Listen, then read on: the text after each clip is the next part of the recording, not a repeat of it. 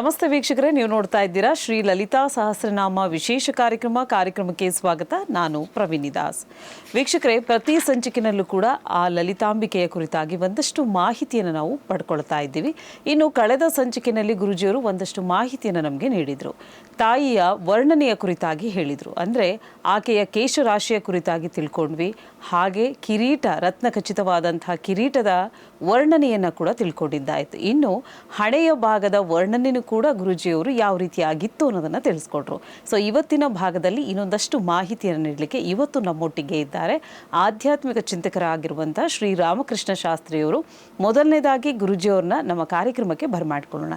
ಗುರುಜಿ ನಮಸ್ತೆ, ಕಾರ್ಯಕ್ರಮಕ್ಕೆ ಸ್ವಾಗತ. ನಮಸ್ಕಾರಮ್ಮ. ಜಾತ ವೇದಸೆ ಸುನಭಾಮ ಸೋಮ ಮರಾತಿ ಯಥೋ ನಿದಹಾತಿ ವೇದಃ ಸನ ಪರುಷದತಿ ದುರ್ಗಾಣಿ ವಿಶ್ವಾ ನಾವೇವ ಸಿಂಧುಂ ದುರಿತಾತ್ಯಗ್ನಿಃ. ಇನ್ನು ವೀಕ್ಷಕರೇ, ಕಳೆದ ಸಂಚಿಕೆಯಲ್ಲಿ ತಾಯಿಯ ಅದ್ಭುತವಾದಂತಹ ರತ್ನ ಖಚಿತವಾದಂತಹ ಕಿರೀಟದ ವರ್ಣನೆ ಮತ್ತು ಸುಂದರ ಹಣೆಯ ವರ್ಣನೆಯ ಕುರಿತಾಗಿ ಒಂದಷ್ಟು ಮಾಹಿತಿಯನ್ನು ಗುರುಜಿಯವರು ನಮಗೆ ನೀಡಿದರು. ಗುರುಜಿ, ಇವತ್ತಿನ ಸಂಚಿಕೆಯಲ್ಲಿ ಏನನ್ನು ನಮಗೆ ತಿಳಿಸ್ಕೊಡ್ತಾ ಇದ್ದೀರಾ? ಹೋದ ಸಂಚಿಕೆಯಲ್ಲಿ ಆ ಜಗನ್ಮಾತೆಯ ಅದ್ಭುತವಾಗಿರ್ತಕ್ಕಂಥ ಕಿರೀಟ, ಆ ಪಾಲಭಾಗ ಅಷ್ಟು ಚೆನ್ನಾಗಿ ಇತ್ತು ಅನ್ನೋದನ್ನು ಹೇಳ್ತಾ ಇದ್ವಿ. ಅಲ್ಲಿಂದ ಮುಂದಕ್ಕೆ ಮುಖ ಹೇಗಿತ್ತು ಅಂತ ಹೇಳಿ ನಾವು ಆ ಪಾಲಭಾಗವನ್ನು ಹೇಳ್ತಾ ಇದ್ದಾಗ ಅಷ್ಟಮಿ ಚಂದ್ರನಂತೆ ಕಾಣಿಸ್ತಾ ಇತ್ತು. ಯಾವುದೇ ವಿಧವಾಗಿರ್ತಕ್ಕಂತಹ ಗೊಂದಲ ಆಗಲಿ ಅಥವಾ ವಿಕಾರವಾಗಲಿ ಕಾಣಿಸ್ತಾ ಇಲ್ಲ. ಅಂತಹ ಸೌಂದರ್ಯವಾಗಿರ್ತಕ್ಕಂತಹ ಹಣೆ ಭಾಗ ಅಂತ ಹೇಳಿದ್ವಿ. ಈಗ ಮುಂದಿನದು ಮುಖಚಂದ್ರ ಕಳಂಕಾಭ ಮೃಗನಾಭಿ ವಿಶೇಷಕ. ಮುಖ ಚಂದ್ರನಂಥ ಮುಖ. ನಾವು ಒಂದೊಂದ್ಸತಿ ಹೋಲಿಸ್ತಾ ಅನೇಕ ಪುಸ್ತಕಗಳನ್ನ ಓದುವಾಗ ಏನೋ ಚಂದ್ರನಂಥ ಮುಖ ಎಷ್ಟು ಬ್ಯೂಟಿಫುಲ್ ಆಗಿದೆ ಅನ್ನೋದನ್ನು ನಾವು ಹೇಳ್ತಾ ಇರ್ತೀವಿ, ಸೌಂದರ್ಯವನ್ನು ವರ್ಣಿಸ್ತಾ ಇದ್ದಾಗ. ಹಾಗೆ ಆ ತಾಯಿಯ ಮುಖ ಚಂದ್ರನಂತೆ ಸುಂದರವಾಗಿದೆ ಅಂತ ನೀವು ಒಂದು ಪ್ರಶ್ನೆ ಕೇಳ್ಬೋದು. ಚಂದ್ರನಂತೆ ಸುಂದರವಾಗಿದೆ ಅಂತೀರಿ, ಚಂದ್ರನಲ್ಲಿ ಕಪ್ಪು ಕಲೆ ಇಲ್ವೇ? ಹಾಗಾದರೆ ಆ ಕಲೆ ಏನು? ಹೌದು ಗುರುಗಳೇ, ನ್ಯಾಚುರಲ್ ಆಗಿಸಿ ಜನರಲ್ಲ ಕ್ವಶನ್. ಏನೋ ಹುಣ್ಣಿಮೆ ಚಂದ್ರನಂತ ಇದೆ ಅವಳ ಮುಖ, ಸರಿಯಪ್ಪ, ಅದರಲ್ಲಿ ಕಲೆನೂ ಇದೆ ಅಂತಿರ್ತಾನೆ. ಇಲ್ಲಿ ಎಷ್ಟು ಚೆನ್ನಾಗಿ ಅದನ್ನು ಅವರು ವರ್ಣಿಸಿದ್ದಾರೆ ಅನ್ನೋದನ್ನು ಗಮನಿಸಬೇಕು. ಮುಖಚಂದ್ರ ಕಳಂಕಾಭಿ ಮೃಗನಾಭಿ ವಿಶೇಷಕ. ಇದು ಅಷ್ಟು ಸುಲಭದಲ್ಲಿ ಅವರು ಬಿಟ್ಕೊಡೋದಿಲ್ಲ ರೀ. ಅದಕ್ಕೆ ಹೇಳೋದು ದೇವಿಯನ್ನು ವರ್ಣಿಸೋದಕ್ಕೆ, ಲಲಿತಾ ಸಹಸ್ರನಾಮವನ್ನು ಬರೆಯೋದಕ್ಕೆ ವಶಿನ್ಯಾದಿ ದೇವತೆಗಳೇ ಬೇಕು, ಅವ್ರು ಬಿಟ್ಟರೆ ಬೇರೆ ಇಲ್ಲ ಅಂತ. ಅದಕ್ಕೋಸ್ಕರನೇ ಆ ತಾಯಿ ತನ್ನಲ್ಲಿರ್ತಕ್ಕಂತಹ ಆ ಒಂದು ಬಿಳಿಯ ಬೆಳಕನ್ನು ಈಚೆ ತಂದು ಅವರನ್ನೇ ವಶಿನ್ಯಾದಿ ದೇವತೆಗಳಾಗಿ, ಅವರು ದೇವತೆಗಳಾಗಿ ಅವ್ರಿಗೆ ನೀವು ಲಲಿತಾ ಸಹಸ್ರನಾಮವನ್ನು ಬರೀರಿ ಅಂತ ಹೇಳಿದ್ದು. ಜ್ಞಾಪಕ ಇದೆಯಾ ಆ ಎಪಿಸೋಡ್ಗಳು? ಅಂತಹ ಅದ್ಭುತವಾಗಿರ್ತಕ್ಕಂಥ ಶಕ್ತಿ ತನ್ನ ಶರೀರದಿಂದ ಬಂದಿರತಕ್ಕಂಥ ಅವ್ರ ಕೈಲಿ ಬರೆಸ್ಬೇಕು ಅಂತಂದರೆ ಅಷ್ಟು ಸುಲಭವಾಗಿ ಶಿಕ್ಷಕದ ಕಡೆ ಮಾಡೋಕ್ಕಾಗೋದಿಲ್ಲ. ಅಷ್ಟು ಅದ್ಭುತವಾಗಿ ಬರೆದಿದ್ದಾರೆ. ಮುಖ ಚಂದ್ರ ಕಳಂಕಾಭಿ ಮೃಗನಾಭಿ ವಿಶೇಷಕ. ತಾಯಿಯ ಮುಖ ಅಷ್ಟು ಚಂದ್ರನಂತೆ ಭಾಳ ತೇಜಸ್ಸನ್ನು ಹೊಂದಿದೆ. ಹುಣ್ಣಿಮೆ ಚಂದ್ರನ ನೋಡಿದ್ರೆ ಎಷ್ಟು ಖುಷಿಯಾಗುತ್ತೆ. ಅಷ್ಟು ತೇಜಸ್ಸನ್ನು ಹೊಂದಿರತಕ್ಕಂಥದ್ದು, ಸುಂದರವಾಗಿರ್ತಕ್ಕಂಥದ್ದು. ಆಮೇಲೆ ಆ ಚಂದ್ರನ ಮುಂದೆ ಕಾಣಿಸ್ತಾ ಇರ್ತಕ್ಕಂತಹ ಆ ಮುಖದಲ್ಲಿ ಒಂದು ಮಚ್ಚೆ ಥರ ಕಾಣಿಸ್ತಾ ಇದೆ. ಏನದು ಅಂತಂತಂದರೆ ಕಸ್ತೂರಿ ಮೃಗ ಅಂತಕ್ಕಂತಹ ಒಂದು ಮೃಗದ ನಾಭಿ. ಆ ನಾಭಿಯಿಂದ ಒಂದು ಈ ಅಂಟು ಹೊರಗಡೆ ಬರುತ್ತಂತೆ. ಅದ್ಭುತವಾಗಿರ್ತಕ್ಕಂಥ ಪರಿಮಳ ಇರ್ತಕ್ಕಂಥದ್ದು, ಭಾಳ ಕಾಸ್ಟ್ಲಿ, ಅದ್ಭುತವಾಗಿರ್ತಕ್ಕಂತಹ ಒಂದು ಪರಿಮಳ ಬರುತ್ತೆ ಆ ಮೃಗನಾಭಿಯಿಂದ. ಆ ಮೃಗನಾಭಿಯಿಂದ ದೊರಕತಕ್ಕಂತಹ ಅದ್ಭುತವಾಗಿರ್ತಕ್ಕಂತಹ ಸುವಾಸಿತವಾಗಿರ್ತಕ್ಕಂತಹದ್ದನ್ನು ಹೊಂದಿರತಕ್ಕಂತಹ ಹಣೆಯ ತಿಲಕವನ್ನು ಅವಳು ಧರಿಸಿದ್ದಾಳೆ. ಅಂದರೆ ಆ ಮುಖದಲ್ಲಿ ಅದು ಆ ಮಚ್ಚೆ ಕೂಡ ಅಂದವನ್ನು ಕಾಣಿಸ್ತಾ ಇದ್ದೇವೆ. ಸುಂದರವಾಗಿರ್ತಕ್ಕಂಥ ಮುಖದಲ್ಲಿ ಒಂದು ಒಳ್ಳೆ ಕುಂಕುಮ ಇಟ್ಕೊಂಡ್ರೆ ಲಕ್ಷಣ ಹೆಂಗೆ ಕಾಣಿಸ್ತೈತೆ ರೀ? ಅದನ್ನು ಅವನು ವರ್ಣಿಸ್ತಾ ಇದ್ದೇನೆ. ತಾಯಿ ಮುಖ ಚಂದ್ರನಂತೆ ಇದ್ದರೂ ಕೂಡ ಆ ಮಚ್ಚೆ ಕೂಡ ಅಂದವಾಗಿದೆ. ಯಾವುದರಿಂದ ಅಲಂಕೃತವಾಗಿದೆ? ಮೃಗ, ಆ ಮೃಗದಲ್ಲಿ ಇರ್ತಕ್ಕಂಥ ಕಸ್ತೂರಿ ಮೃಗದ ನಾಭಿಯಲ್ಲಿ, ನಾಭಿ ಅಂದರೆ ಹೊಕ್ಕಳು, ಅದರಿಂದ ಬರ್ತಕ್ಕಂತಹ ಆ ಒಂದು ಅಂಟು, ಘಮಘಮ ಅಂತಕ್ಕಂತಹ ಅಂಟು, ಅಂತಹ ಘಮಘಮ ಅಂತಕ್ಕಂಥ ಅಂಟಿನಿಂದ ಮಾಡಿರ್ತಕ್ಕಂತಹ ಅದ್ಭುತವಾಗಿರ್ತಕ್ಕಂತಹ ಆ ಒಂದು ಲಲಾಟವನ್ನು, ಅಂದರೆ ಒಂದು ಕುಂಕುಮವನ್ನು ರಕ್ಷೆ ಅವಳು ಧರಿಸಿದಾಳೆ ಅಂತ. ಇದು ನಾನು ಮುಂದೆ ಕೇಳ್ತೀನಿ, ಯಾಕೆ ಹಣೆಯಲ್ಲಿ ಕುಂಕುಮ ಧರಿಸ್ಬೇಕು ಅಂತ. ಇದನ್ನು ದಯವಿಟ್ಟು ಕೇಳಿದ್ರೆ ನಾಳೆಯಿಂದ ಯಾರೂ ಕೂಡ ಕುಂಕುಮ ಅಥವಾ ಹಣೆಗೆ ಖಾಲಿ ಇಟ್ಕೊಳ್ಳೋದೇ ಇಲ್ಲ. ಯಾತಕ್ಕೆ ಅಂತ ನಾನು ಈ ಒಂದು ನಾಮದಲ್ಲಿ ಭಾಳ ಎಚ್ಚರಿಕೆಯಿಂದ ಹೇಳಬೇಕಿಂದ. ಆಮೇಲೆ ಚಂಡೀ ಸಪ್ತಶತಿನಲ್ಲಿ ಕೂಡ ಭಾಳ ವಿಶೇಷವಾಗಿ ಏನು ಹೇಳಿದ್ದಾರೆ ಅಂತಂದರೆ, ಆ ತೇಜಸ್ಸು ಏನು ಕಾಣಿಸ್ತಾ ಇದೆ ಅದು ಪರಶಿವನ ತೇಜಸ್ಸು ಅಂತ ಇದೆ. ಪರಮೇಶ್ವರನ ತೇಜಸ್ಸು ಅದರಲ್ಲಿದೆ. ನಿಮಗೆ ಜ್ಞಾಪಕ ಇದೆಯೋ ಏನೋ, ನಾವು ಈ ಮಹಿಷಾಸುರ ವಧೆ ಮಾಡುವಾಗ ನಮ್ಮ ಈ ಏನು ಅಮ್ಮನವ್ರ ಕಥೆ ಹೇಳ್ತಾ ಇದ್ವಿ. ಆಗ ಹೇಳಿದ್ವಿ, ಈ ದೇವಿ ಎಲ್ಲ ದೇವಾನು ದೇವತೆಗಳು ಹೋಗಿ ವಿಷ್ಣು ಮತ್ತು ಈಶ್ವರನ ಪ್ರಾರ್ಥನೆ ಮಾಡಿದ್ರು.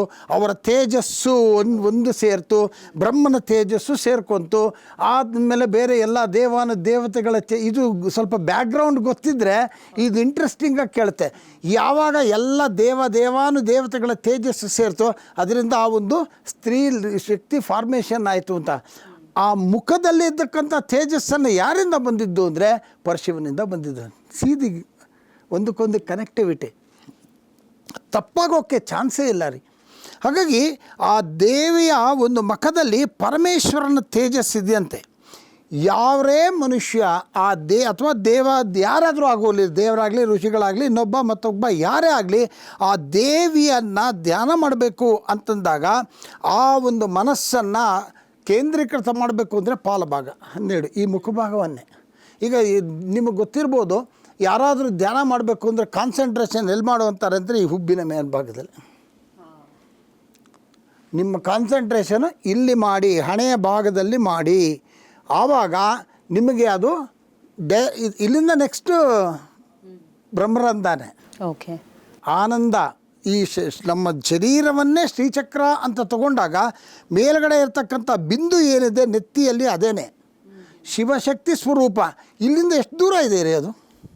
ಹಾಗಾಗಿ ಇಲ್ಲಿ ಕಾನ್ಸಂಟ್ರೇಟ್ ಮಾಡಬೇಕು. ಅಲ್ಲಿಂದ ಕೆಳಗಡೆ ಭಾಗದಿಂದ ತೊಗೊಂಡು ಬಂದು ಈ ಒಂದು ಭಾಗಕ್ಕೆ ನಾವು ಕಾನ್ಸಂಟ್ರೇಟ್ ಮಾಡಿ ತೊಗೊಂಡು ಬಂದು ನಿಲ್ಲಿಸಿ, ಇಲ್ಲಿಂದ ಭಗವಂತನನ್ನು, ಆ ದೇವಿಯನ್ನು ನಾವು ಆರಾಧನೆ ಮಾಡ್ತಾ ಧ್ಯಾನ ಮಾಡ್ತಾ ಕೂತಾಗ ಇಲ್ಲಿಂದ ಭಾಳ ದೂರ ಏನೂ ಇಲ್ಲ, ಅಮ್ಮನವ್ರ ಹತ್ರ ಕೊಟ್ಟೋಗ್ಬಿಡ್ತೀವಿ. ಅವಳ ಸಾಕ್ಷಾತ್ಕಾರ ಭಾಳ ಸುಲಭ.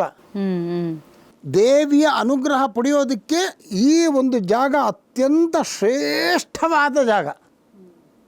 ಅಂದರೆ ಇದೆಲ್ಲ ಬಿಟ್ಟು ಈ ಜಾಗವನ್ನೇ ಕಾನ್ಸಂಟ್ರೇಟ್ ಮಾಡಿ ತೆಗಿತಕ್ಕಂಥ, ದೇವಿಯ ದರ್ಶನ ಕೊಡ್ತಕ್ಕಂಥ ಭಾಗ ಅಂತಂತಂದರೆ ಹಣೆ.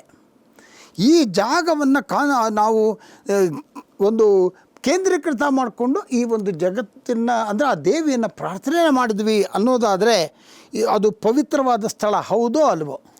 ಹೌದು ಗುರುಗಳು, ಪವಿತ್ರವಾದ ಸ್ಥಳ. ಅಂತಹ ಪವಿತ್ರವಾಗಿರ್ತಕ್ಕಂತಹ ಸ್ಥಾನ ಯಾವುದು ಅಂದರೆ ಭಗವಂತನ ದರ್ಶನ ಮಾಡಿಸ್ತಕ್ಕಂಥ ಜಾಗ. ಇದನ್ನು ನೀವು ಹೆಂಗೆ ಇಟ್ಕೋಬೇಕು? ಪೂಜನೀಯವಾಗಿ ಇಟ್ಕೋಬೇಕು ಅಲ್ವೇ? ಹಾಗಾಗಿ ಇಂತಹ ಒಂದು ಪೂಜನೀಯವಾಗಿರ್ತಕ್ಕಂತಹ ಜಾಗವನ್ನು ನೀವು ಖಾಲಿ ಇಟ್ಬಿಟ್ಟ ಅಂತಂದರೆ ಹೆಂಗೆ ಕಾಣುತ್ತದು? ಅಲ್ಲಿ ನೀವು ಪೂಜೆ ಮಾಡ್ತಾಯಿಲ್ಲ, ನೀವು ಅಲ್ಲಿಗೆ ಕಾನ್ಸಂಟ್ರೇಟ್ ಮಾಡ್ತಾಯಿಲ್ಲ. ಸೊ ಅಲ್ಲಿಗೆ ನೀವು ದೇವ್ರ ಹತ್ರ ಹೋಗ್ಬೇಕು, ದೇವ್ರ ನೋಡಬೇಕು ಅಥವಾ ದೇವ್ರ ಹತ್ರ ಫಲ ಪಡಿಬೇಕು ಅಂತಂದರೆ ನಿಮ್ಗೆ ಆ ಜಾಗನೇ ಖಾಲಿ, ನಿಮ್ಮ ಅಲ್ಲಿ ಕಡೆ ಗಮನನೇ ಇಲ್ಲ, ನಿಮಗೆ ಹೆಂಗೋ ಇದ್ದೀನಿ ಅಂತಂದರೆ ನೀವು ಯಾವಾಗ ತಲುಪೋದು ಆ ಲೆವೆಲ್ಗೆ? ಹೌದು. ಹಾಗಾಗಿ ಅಂತಹ ಅಪೂರ್ವವಾಗಿರ್ತಕ್ಕಂಥ ಈ ಸ್ಥಳಕ್ಕೆ ಯಾವಾಗಲೂ ಅಲಂಕೃತವಾಗಿರಬೇಕು, ಆವಾಗ ಪೂರ್ತಿ ಫಲ ಸಿಗುತ್ತೆ ಅಂತ ಹೇಳ್ತಾರೆ. ದೇವ್ರ ಪೂಜೆ ಮಾಡುವಾಗ ಸಾಮಾನ್ಯವಾಗಿ ಏನು ಮಾಡ್ತೀವಿ? ಹಣೆ ಪೂಜೆ ಇಟ್ಕೋತೀವಿ, ಇನ್ನೇನೋ ತೊಗೊಂಡು ಇನ್ನೆಲ್ಲೋ ಇಟ್ಕೊಳ್ಳೋದು ತಾನೆ. ಹೌದು. ನೀವು ಉತ್ತರ ಭಾರತ ತಗೊಳ್ಳಿ, ದಕ್ಷಿಣ ಭಾರತ ತಗೊಳ್ಳಿ, ಇನ್ನೊಂದು ತಗೊಳ್ಳಿ, ಎಲ್ಲಿಡ್ತಾರೆ? ಈ ಇಷ್ಟು ಜಾಗದಲ್ಲಿ ಮಾತ್ರ ಇಡೋದು. ಸಿಂಧೂರ್ ಅಂತ ಹೇಳಿ ಉತ್ತರ ಭಾರತದಲ್ಲಿ ಇಲ್ಲಿರ್ತಾರೆ, ಇನ್ನೆಲ್ಲ ಕತ್ತಲ್ಲಿ ಇಟ್ಬಿಡೋಲ್ಲ ಅಲ್ವಾ? ಹಾಗಾಗಿ ಈ ಒಂದು ಭಾಗ ಅತ್ಯಂತ ಶ್ರೇಷ್ಠವಾದ ಭಾಗ. ಯಾರಿಗೆ ಆ ದೇವಿಯನ್ನು ಕಾನ್ಸಂಟ್ರೇಟ್ ಮಾಡಬೇಕು, ದೇವಿಯನ್ನು ಅನುಗ್ರಹ ಪಡಿಬೇಕು, ಅಥವಾ ಯಾವುದೇ ದೇವನ ನಾವು ಅನುಗ್ರಹ ಪಡಿಬೇಕು ಅಂತಂದರೆ ಈ ಭಾಗಕ್ಕೆ ನಿಮ್ಮ ಪದ್ಧತಿಯ ಪ್ರಕಾರ ಏನು ಇದೆಯೋ ಆ ಲಲಾಟಕ್ಕೆ ಅಳವಡಿಸ್ಕೋಬೇಕು. ಕೆಲವ್ರಿಗೆ ನಾಮ ಇರುತ್ತೆ, ಕೆಲವ್ರಿಗೆ ವಿಭೂತಿ ಇರುತ್ತೆ, ಕೆಲವ್ರಿಗೆ ಬರೀ ಕುಂಕುಮ ಇರುತ್ತೆ, ಕೆಲವ್ರಿಗೆ ಗಂಧ ಇರುತ್ತೆ, ಕೆಲವ್ರಿಗೆ ಅಕ್ಷತೆ. ಅದು ಅವರವರ ಪದ್ಧತಿಗೆ. ಎಲ್ಲರೂ ಇದೇ ಇಟ್ಕೋಬೇಕು ಅಂತಿಲ್ಲ. ಅವರವರ ಪದ್ಧತಿಗೆ ಖಂಡಿತವಾಗಲೂ ಹಣೆಯನ್ನು ಖಾಲಿ ಬಿಡಬಾರ್ದು. ಇದೊಂದು ಹೇಳ್ತೀನಿ ಕೇಳಿ. ಯಾವಾಗ ಹಣೆಗೆ ಖಾಲಿಯನ್ನು ಬಿಡ್ತೀವಿ ಅಂತಂದರೆ ಶೋಕವನ್ನು ವ್ಯಕ್ತಪಡಿಸುವಾಗ. ಮನೆಯಲ್ಲಿ ಯಾರೋ ಮೃತ್ಯು ಹೊಂದಿದ್ದಾರೆ ಅನ್ನೋದಾದರೆ ಹಣೆಗೆ ಇಟ್ಕೋಬೇಡಿ. ಯಾಕಂದರೆ ಅಟ್ ಈಸ್ ಎ ಮೋರ್ನಿಂಗ್. ನಾವು ಏನೋ ಒಂದು ಅಶುಭ ಕಾರ್ಯ ನಡೀತಾ ಇದೆ, ಅಥವಾ ಮನೆಯಲ್ಲಿ ಯಾವುದೋ ಪಿತೃ ಕಾರ್ಯಗಳು ನಡೀತಾ ಇದೆ, ನಮ್ಮ ಮನೆಯಲ್ಲಿ ಯಾರೋ ಹೋಗಿಬಿಟ್ಟಿದ್ದಾರೆ, ಇಂಥ ಸಂದರ್ಭದಲ್ಲಿ ಹಣೆ ಖಾಲಿ ಇದ್ದಾಗ ಇವ್ರ ಮನೇಲೇನೋ ಈ ಥರ ವಿಶೇಷ ಇದೆ ಅಂತ. ಅದೇ ಒಂದು ಕುಂಕುಮ ಅಥವಾ ಒಂದು ಹಣೆಗೆ ನೀವು ಅಲಂಕಾರ ಮಾಡ್ಕೊಂಡಿದ್ದೀರಿ ಅನ್ನೋದಾದರೆ ಅದಕ್ಕೆ ಇರ್ತಕ್ಕಂಥ ಶಕ್ತಿ ಅತ್ಯಂತ ಅದ್ಭುತ. ಅದು ಆ ಒಂದು ಭಾಳ ಇದು ಕ್ಲಿಯರಾಗಿ ಹೇಳಬೇಕು ಅಂತಂದರೆ ಪಾಸಿಟಿವ್ ಎನರ್ಜಿ ಕೊಡ್ತಕ್ಕಂಥದ್ದು. ನೀವು ಹಣೆಯಲ್ಲಿ ಲಕ್ಷಣವಾಗಿರ್ತಕ್ಕಂಥ ಮುಖಕ್ಕೆ ಒಂದು ಒಳ್ಳೆಯ ಕುಂಕುಮ ಅಥವಾ ವಿಭೂತಿ ಗಂಧ ಏನೋ ಒಂದು ಇಟ್ಕೊಂಡವ್ರನ್ನ ನೋಡ್ರಿ, ಆ ಒಂದು ಅವ್ರು ನಿಮ್ಮ ಅಪ್ರೋಚೇ ಬೇರೆ, ಅವರ ಬಿಹೇವಿಯರೇ ಬೇರೆ, ಅವರ ಒಂದು ಆ್ಯಟಿಟ್ಯೂಡ್ಸೇ ಬೇರೆ ಆಗಿರುತ್ತೆ. ಯಾಕಂದರೆ ಪೂಜೆ ಮಾಡಿದಿನಪ್ಪ ನಮಸ್ಕಾರಪ್ಪ ಅಂತ ಅನ್ಸ ಏನು ಕಾಲಿನ ತಾತ್ಸಾರ ಭಾವನೆ ಬರೋದಿಲ್ಲ. ಪೂಜ್ಯ ಭಾವನೆ ಬರೋದು ಯಾವಾಗ ಅಂದರೆ ಹಣೆಯಲ್ಲಿ ಏನಾದರೂ ಇರಬೇಕು. ಆವಾಗ ಶುಭ ಸಂಕೇತ. ನಿಮಗೆ ನೆಗೆಟಿವ್ ಎನರ್ಜೀಸ್ ಬರೋದಿಲ್ಲ. ನಾನು ಕೆಲವು ರೆಫರೆನ್ಸ್ ಕೊಡ್ತೀನಿ ಬೇಕಾದರೆ. ಈ ಹಣೆಯಲ್ಲಿ ಕುಂಕುಮ ಇಟ್ಕೊಳ್ಳೋದ್ರಿಂದ ಏನಾಗುತ್ತೆ ಅಂದರೆ ನಿಮಗಿರ್ತಕ್ಕಂಥ ಸಮಸ್ಯೆ ಹಲವಾರು ಕಷ್ಟಗಳು ನಿವಾರಣೆ ಆಗಿಬಿಡುತ್ತೆ. ನೆಗೆಟಿವ್ ಎನರ್ಜೀಸಿಂದ ನಿಮ್ಗೇನಾದ್ರು ಇಂಪೋಸ್ ಆಗಿ ನಿಮಗೆ ತೊಂದರೆ ಆಗ್ತಾಯಿದ್ರೆ ಅಂತಹ ನೆಗೆಟಿವ್ ಎನರ್ಜೀಸಿಂದ ನಿಮ್ಗೆ ಯಾವ ರೀತಿಯಾಗಿರ್ತಕ್ಕಂಥ ತೊಂದರೆ ಬರೋದಿಲ್ಲ, ಬಾಧಕ ಬರೋದಿಲ್ಲ. It will give A shield. ನೀವು ಯಾವುದೋ ಕೆಲವು ಸುಮ್ಮನೆ ವೇಗ ಹೇಳಬೇಕು ಅಂದರೆ ಯಾವುದೋ ಸಿನಿಮಾಗಳಲ್ಲಿ ಕುಂಕುಮ ಇಟ್ಕೋ ನಿನಗೆ ಆವಾಗ ಏನು ಬರೋದಿಲ್ಲ, ವಿಭೂತಿ ಇಟ್ಕೋ ನಿನಗೆ ನೆಗೆಟಿವ್ ಎನರ್ಜೀಸ್ ಬರೋದಿಲ್ಲ ಅಂತ ಹೇಳಿದ್ವಿ. ಅದೆಲ್ಲ ಸುಮ್ಮನೆ ಇದಲ್ಲ, ಅದು ದೆರ್ ಇಸ್ ಎ ರೀಸನ್. ಹಾಗಾಗಿ ಯಾರೇ ಆಗಲಿ ಹಣೆಯಲ್ಲಿ ಬರೀ ಹಣೆ ಇಟ್ಕೋಬಾರ್ದು. ಹಣೆಯಲ್ಲಿ ಇರಬೇಕು. ನೀವು ಒಂದು 4 ದಿವಸ ಅಭ್ಯಾಸ ಮಾಡ್ಕೊಳ್ಳಿ. ಕಂಟಿನ್ಯೂಸ್ ಆಗಿ ಆ ವಿಭೂತಿನೋ ಕುಂಕುಮನೋ ಇನ್ನೊಂದೋ ಮತ್ತೊಂದು ಇಟ್ಕೋತಾ ಇರಿ. ನಿಮಗೆ ಗೊತ್ತಿಲ್ಲದೇನೆ ನೀವು ಆರಾಮಾಗಿ ಇಟ್ಕೋತೀರಿ. ನಿಮ್ಮ ಮುಖದಲ್ಲಿ ಅದು ತೆಗೆದುಬಿಟ್ರೆ ವ್ಯತ್ಯಾಸ ಕಾಣುತ್ತೆ. ಖಂಡಿತ. ಈಗ ಉದಾಹರಣೆಗೆ ನನ್ನ ಹಣೆಯಲ್ಲಿ ಇರತಕ್ಕ ವಿಭೂತಿನ ತೆಗೆದುಬಿಟ್ಟು ಓಡಾಡ್ತಿದ್ರೆ ಶಾಸ್ತ್ರಗಳ ಮನೇಲಿ ಏನೋ ಯಾರೋ ಹೋಗ್ಬಿಟ್ಟಿದ್ದಾರೆ ಅಂತ, ಅಥವಾ ಏನೋ ಅವ್ರಿಗೆ ಮೋರ್ನಿಂಗ್ ಅಂತ ಅಲ್ವಾ. ನನ್ನ ಹಣೆ ಖಾಲಿನೇ ಇರೋದು ನನ್ನ ಇಲ್ಲ. ಯಾಕೆಂತಂದರೆ ಅದು ಪದ್ಧತಿ, ನಾವು ಅದು ಅಭ್ಯಾಸ ಆಗಿಬಿಟ್ಟಿದೆ. ಇದಕ್ಕೆ ಇದ್ಕೋಬೇಕು ಇಟ್ಟರೆ ಕಂಪಲ್ಸರಿ. ಹಾಗಾಗಿ ಹಣೆಯಲ್ಲಿ ವಿಭೂತಿ ಇಟ್ಕೋಬೇಕು. ನಾನು ಒಂದು ಸಣ್ಣದಾಗಿ ನಾನು ಹೇಳಬೇಕು ಇಷ್ಟಪಡ್ತೀನಿ ಅಂದರೆ, ಸುಮಂಗಲಿಯರಾಗಿರ್ತಕ್ಕಂಥವರು ಕೆಂಪು ಬಣ್ಣದ ಅಥವಾ ಮೆರೂನ್ ಕಲರ್ ಅದನ್ನು ಇಟ್ಕೊಳ್ಳಿ ಅಂತ. ಕೆಂಪು ಭಾಳ ಶ್ರೇಷ್ಠ, ಕಪ್ಪು ಬೇರೆಯವರು ಇಟ್ಕೊಳ್ತಕ್ಕಂಥದ್ದು. ಗೊತ್ತಾಗ್ತಾ ಇದೆಯಾ? ಅದನ್ನು ಹೇಳಬಾರ್ದು. ಹಾಗಾಗಿ ಕೆಂಪು ಭಾಳ ಶ್ರೇಷ್ಠ. ಅಮ್ಮನವರು ಕೂಡ ಅಂತಹ ಪಾಲಭಾಗದಲ್ಲಿ ಆ ಒಂದು ಮೃಗಚಂದ್ರ ಕಳಂಕಾಭಿ ಮೃಗನಾಭಿ ವಿಶೇಷಕ, ಇಂತಹ ವಿಶೇಷವಾಗಿರ್ತಕ್ಕಂತಹ ಒಂದು ತಿಲಕವನ್ನು ಅಮ್ಮ ಧಾರಣೆ ಮಾಡಿದ್ದಾಳೆ. ಅದೇ ಇದು. ಅಷ್ಟು ಸುಂದರವಾಗಿರ್ತಕ್ಕಂಥ ಮುಖದಲ್ಲಿ ಆ ಒಂದು ಮೃಗದಿಂದ ಉಂಟಾಗಿರ್ತಕ್ಕಂತಹ ಬಹಳ ಚೆನ್ನಾಗಿರ್ತಕ್ಕಂತಹ ಒಂದು ತಿಲಕವನ್ನು ಅಮ್ಮ ಧಾರಣೆ ಮಾಡಿದ್ದಾಳೆ ಅಂತ. ಇದರಲ್ಲಿ ಸೌಂದರ್ಯ ಭಾವನೆ ಜೊತೆಗೆ ಯೋಗ ವಿಜ್ಞಾನ ಭಾವನೆ ಕೂಡ ಇದೆ ಅಂತ ಹೇಳ್ತಾರೆ. ಯಾರು ಈ ಒಂದು ಹಣೆಯಲ್ಲಿ ಒಂದು ತಿಲಕವನ್ನು ಇಟ್ಕೊತಾರೋ ಅಥವಾ ಕುಂಕುಮನ್ನು ಇಟ್ಕೋತಾರೋ ವಿಭೂತಿ ಇಟ್ಕೋತಾರೋ ಅಂಥವರಿಗೆ ಆ ಒಂದು ದೇವಿಯ ಅನುಗ್ರಹ ಪ್ರಾಪ್ತಿಯಾಗುತ್ತೆ. ಆ ದೇವಿಯನ್ನು ಪ್ರಾರ್ಥನೆ ಮಾಡಿದಾಗ ಅವಳ ಹತ್ತಿರ ಹೋಗೋದಕ್ಕೆ ಅತ್ಯಂತ ಮಾರ್ಗ ಸಿಗುತ್ತೆ ಅನ್ನೋದು ಕೂಡ ಹೇಳೋದು ಈ ಒಂದು ವಿಚಾರ ಈ ನಾಮದಲ್ಲಿ. ಓಕೆ ಗುರುಗಳೇ, ಹಾಗಿದ್ರೆ ಮುಂದಿನ ವಿಚಾರವನ್ನು ಒಂದು ಬ್ರೇಕ್ ತಗೊಂಡು ವಾಪಸ್ ಬರೋಣ. ಓಕೆ ವೀಕ್ಷಕರೇ, ಇವತ್ತಿನ ಕಾರ್ಯಕ್ರಮದ ಮುಖಾಂತರವಾಗಿ ಒಂದಷ್ಟು ಮಾಹಿತಿಯನ್ನು ಗುರುಜಿ ಕಡೆಯಿಂದ ನೀಡ್ತಾ ಇದ್ದೀವಿ. ಇನ್ನೊಂದಷ್ಟು ಮಾಹಿತಿಯನ್ನು ನೀಡೋದು ಬಾಕಿ ಇದೆ. ಅದಕ್ಕಿಂತ ಮುಂಚಿತವಾಗಿ ಕಾರ್ಯಕ್ರಮದಲ್ಲಿ ಪುಟ್ಟದೊಂದು ವಿರಾಮ.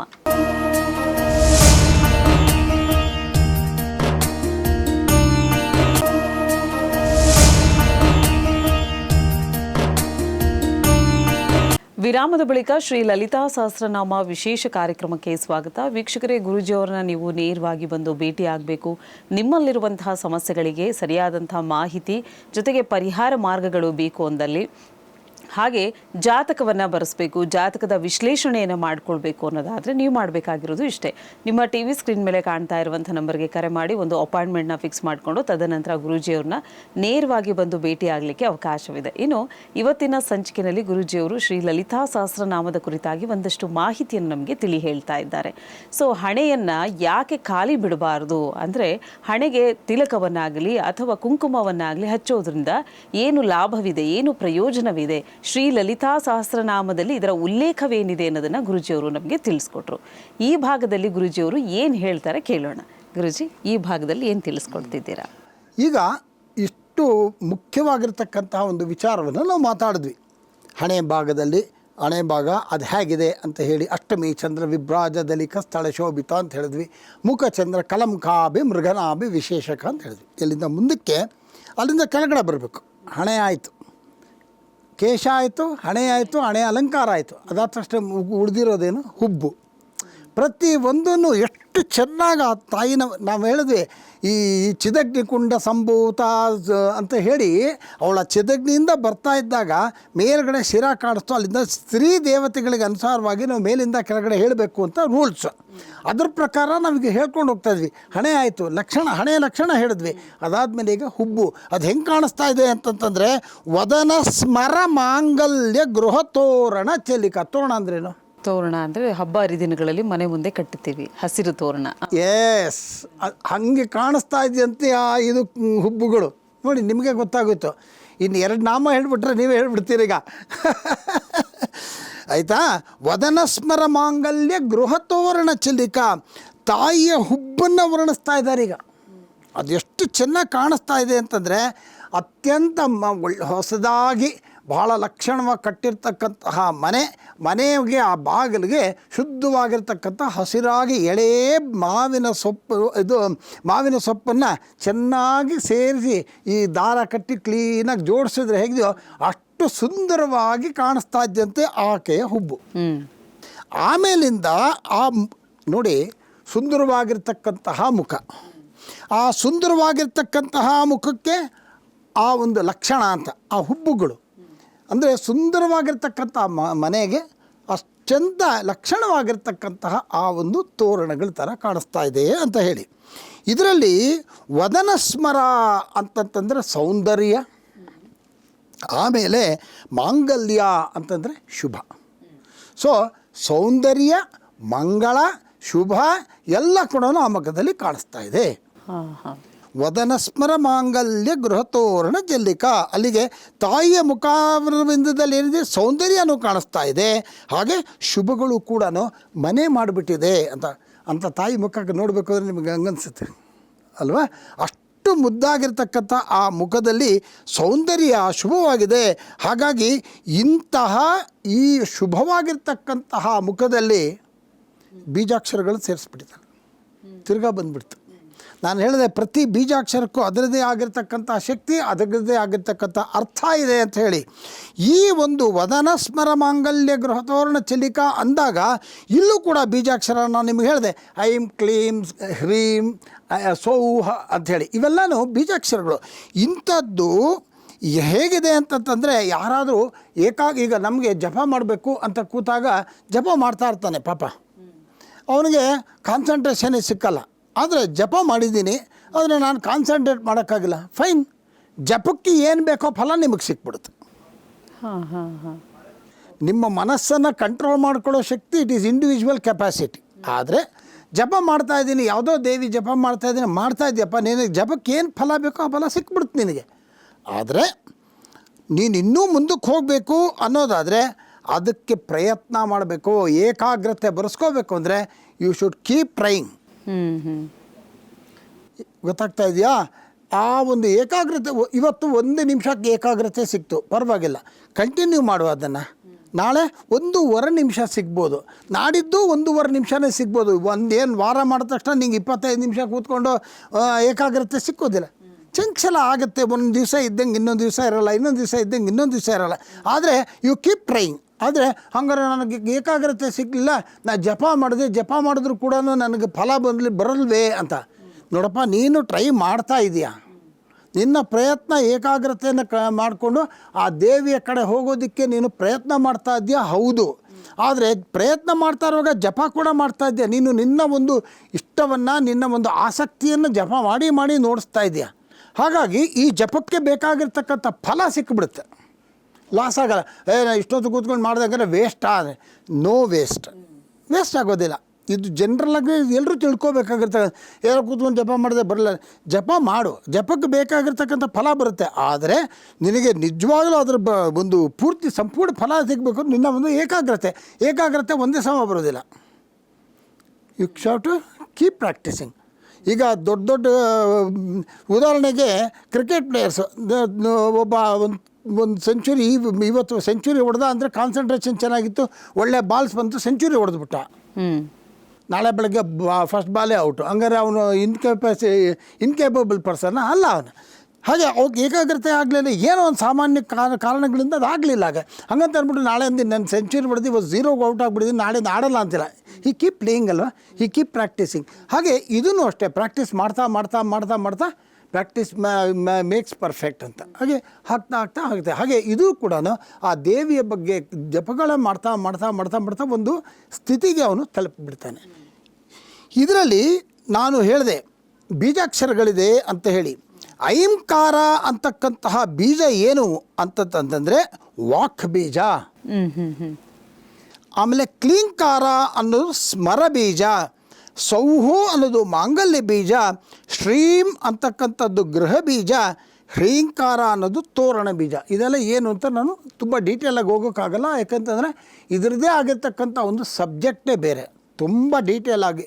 ಹಾಗಾಗಿ ಇದನ್ನು ಸುಮ್ಮನೆ ಸಂಕ್ಷಿಪ್ತವಾಗಿ ಈ ಬೀಜಗಳದು ಇದು ಅಂತ ಹೇಳ್ಬೋದು. ಆದ್ದರಿಂದ ಇಷ್ಟಂಥ ಶಕ್ತಿ ಇರತಕ್ಕಂತಹ ಈ ಒಂದು ಬೀಜಾಕ್ಷರಗಳನ್ನು ಈ ಒಂದು ನಾಮದಲ್ಲಿ ಇದೆ ಅಂದರೆ, ಪ್ರತಿ ನಾಮದಲ್ಲೂ ಕೂಡ ನಾನು ನಿಮ್ಗೆ ಆವಾಗಲೂ ಒಂದಷ್ಟು ನಾಮಗಳು ಹೇಳುವಾಗ ಬೀಜಾಕ್ಷರಗಳಿದೆ ಅಂತ ಹೇಳಿದೆ. ಹಾಗಾಗಿ ಪ್ರತಿ ಒಂದು ನಾಮಗಳಲ್ಲೂ ಕೂಡ ಈ ವಶನ್ಯಾದಿ ವಾಗ್ದೇವಿಗಳು ಆ ಬೀಜಾಕ್ಷರಗಳನ್ನು ಸೇರಿಸಿ ಒಂದು ನಾಮ ಅಂತ ಮಾಡಿ ನಿಮ್ಮ ಕೈ ಕೊಟ್ಬಿಟ್ಟಿದ್ದಾರೆ. ನೀವು ಬೀಜಾಕ್ಷರಗಳನ್ನ ಹೇಳಿ ನೀವು ಒದ್ದಾಡಬೇಡ್ರಪ್ಪ, ಅದರ ಅರ್ಥ ತಿಳ್ಕೊಳ್ಳೋದು, ಅದನ್ನು ವಿಶ್ಲೇಷಣೆ ಮಾಡ್ಕೊಳ್ಳೋದು, ಒದ್ದಾಡೋದು ನಿಮ್ಗೆ ಅದು ಮಾಡೋಷ್ಟು ಟೈಮೂ ಇಲ್ಲ, ನಿಮ್ಗೆ ಅರ್ಥವೂ ಆಗೋದಿಲ್ಲ. ನಿಮ್ಗೊಬ್ಬ ಗುರು ಬೇಕಾಗುತ್ತೆ ಮಾಡೋಕ್ಕೆ, ಒದ್ದಾಡ್ತೀರಿ. ಇದೆಲ್ಲ ಬೇಡ, ಒಂದು ನಾಮ ಹೇಳ್ಬಿಡಪ್ಪ, ಆಟೋಮೆಟಿಕ್ಕಾಗಿ ನಿನಗೆ ಬಂದ್ಬಿಡುತ್ತೆ ಅಂತ. ಗೂಗಲ್ ಪೇ ಥರ ಒತ್ಬಿಡು, ಆ ನಂಬರು ನಿನಗೆ ದುಡ್ಡು ಬರುತ್ತೆ ಅಂತ. ಹಿಂದಿನ ಕಾಲದಲ್ಲಿ ನಾವೇನು ಮಾಡ್ತಾಯಿದ್ವಿ, ಬ್ಯಾಂಕ್ಗೆ ಹೋಗ್ತಿದ್ವಿ, ಚೆಕ್ ಬರೀ ನಂಬರ್ ತಪ್ಪಾಗೋದ್ರೆ ತಿರ್ಗಾ ರಿಟರ್ನ್ ಆಗುತ್ತೆ. ಈ ಥರ ಏನಿಲ್ವಲ್ಲ ಅಲ್ವಾ. ನಿಮ್ಮ ಹೆಸ್ರಿಗೊಂದು ನಾವು ಮೊಬೈಲ್ ನಂಬರ್ ಹೊಡೆದ್ಬಿಟ್ಟು ಅಂದರೆ ಈಗ ನಮ್ಮದು ಏನಿದೆ ಪಿನ್ ಕೋಡ್ ಹೊಡೆದ್ರೆ ಟಕ್ ಅಂತ ಬಂದ್ಬಿಡ್ತು. ಅದೇ ಥರ ಇದು ರೆಡಿಮೇಡ್. ಈ ವದನಸ್ಮರ ಮಾಂಗಲ್ಯ ಗೃಹತರಣ ಚಲಿಕ ಅಂತ ಹೇಳಿ ಭಕ್ತಿಯಿಂದ ಹೇಳಿ ಅಷ್ಟೇ. ಹೇಳಿ ಜಪ ಮಾಡಿಬಿಟ್ಟು ಅಂದರೆ ಏನಾಗುತ್ತೆ, ನಿಮಗೆ ಅಲ್ಲಿ ಏನೇನು ಇಂಟರ್ನಲ್ ಇತ್ತು, ಯಾವುದು ಬೀಜಾಕ್ಷರಗಳು ಇಂಟರ್ನಲ್ ನಿಮಗೆ ಬಂದ್ಬಿಡುತ್ತೆ, ಕ್ರೆಡಿಟ್ ಆಗೋಯ್ತಲ್ಲ. ನಿಮಗೆ ಬ್ಯಾಂಕ್ ಪ್ರೋಸೆಸ್ ಎಲ್ಲ ಬೇಡ, ಯಾರು ಸಾಫ್ಟ್ವೇರ್ ಕಂಡುಹಿಡಿದ್ರೋ ಅವೆಲ್ಲ ಬೇಕಾಗಿಲ್ಲ, ನಿಮಗೆ ಈಸಿಯಾಗಿ ಬಂತು. ಹಾಗಾಗಿ ನೋಡಿ, ದೊಡ್ಡವರು ಇಷ್ಟು ಸುಲಭದಲ್ಲಿ ಮಾಡಿಟ್ಬಿಟ್ರು, ನಿಮಗೆ ಫಲ ಬರೋದಕ್ಕೆ ಇಷ್ಟು ಸುಲಭದಲ್ಲಿ ಅವರು ಮಾಡಿಟ್ಟಿದ್ದಾರೆ. ಹಾಗೆ ಈ ಒಂದು ಲಲಿತಾ ಸಹಸ್ರನಾಮವನ್ನು ಸಾಮಾನ್ಯ ಸಹಸ್ರನಾಮ ಅಂತ ದಯವಿಟ್ಟು ಕನ್ಸಿಡರ್ ಮಾಡಬಾರ್ದು ಅನ್ನೋದನ್ನು ನಾವಿಲ್ಲಿ ಹೇಳೋದಕ್ಕೆ ಬಯಸ್ತೀವಿ. ಓಕೆ ಗುರುಗಳೇ, ಸೊ ಇವತ್ತಿನ ಸಂಚಿಕೆಯಲ್ಲಿ ಆಗಿದ್ರೆ ಅಮ್ಮನವರ ಉಬ್ಬುಗಳ ವರ್ಣನೆ ಹೇಗಿತ್ತು ಅನ್ನೋದನ್ನು ನಮಗೆ ತಿಳಿಸ್ಕೊಟ್ಟಿದ್ದೀರಾ. ಸಾಕಷ್ಟು ಮಾಹಿತಿಯನ್ನು ಇದುವರೆಗೂ ನಮಗೆ ನೀಡಿದ್ದೀರಾ. ಧನ್ಯವಾದಗಳು. ನಮಸ್ಕಾರಮ್ಮ. ಇನ್ನು ವೀಕ್ಷಕರೇ, ಇವತ್ತಿನ ಕಾರ್ಯಕ್ರಮ ಎಲ್ಲರಿಗೂ ಇಷ್ಟವಾಗಿದೆ ಅಂತ ಭಾವಿಸ್ತಾ ಕಾರ್ಯಕ್ರಮನ ಮುಕ್ತಾಯಗೊಳಿಸ್ತಾ ಇದ್ದೀವಿ. ಮತ್ತೆ ನಿಮ್ಮ ಭೇಟಿ ಮುಂದಿನ ಸಂಚಿಕೆಯಲ್ಲಿ. ಧನ್ಯವಾದಗಳು.